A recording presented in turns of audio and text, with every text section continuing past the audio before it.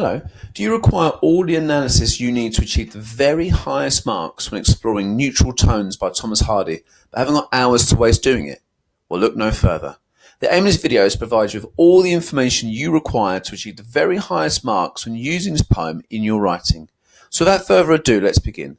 So what is this poem about? What is its basic meaning? Well, the speaker in this poem reflects on a relationship that has lost its passion and desire. And a moment from their past is reflected upon in order to consider what has happened to their relationship.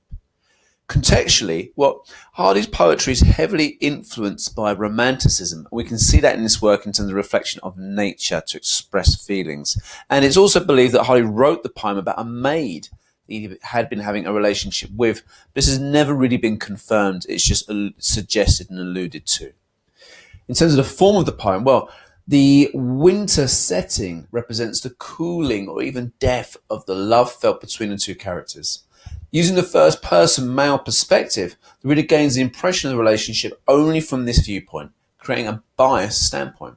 The poem focuses on the sadness felt at the end of their relationship, and the title suggests bland colours, which is a metaphor to once again explain the feelings highlighted in the poem. The poem is written in the form of an elegy, so this is a poem written to highlight that feeling of loss. In terms of the structure, the use of the ABBA rhyme scheme represents the fragmenting of the love felt between the two individuals.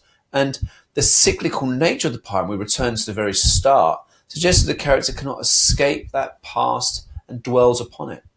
And then the final stanza concludes the poem and reflections with the speaker suggesting that love deceives. So he leaves this poem concluding on the notion that love is a deceptive thing.